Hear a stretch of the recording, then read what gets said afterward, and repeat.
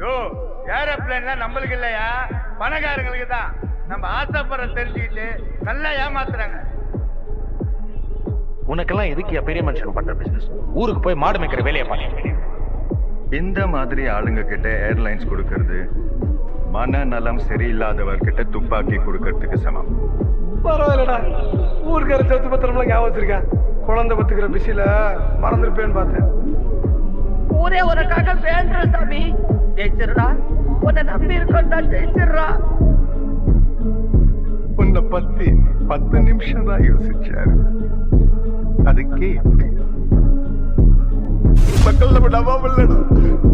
மதுரையில இருந்து சென்னை பிளைட், விஜயவாடால இருந்து சென்னை பிளைட் ஃபுல் ஆயிடுச்சு. மற்ற 2 பிளைட்டும் ஃபுல் ஆயிடுச்சு மச்சா. நம்ம ஜெயிச்சிட்டோம் பாரா, ஜெயிச்சிட்டோம்.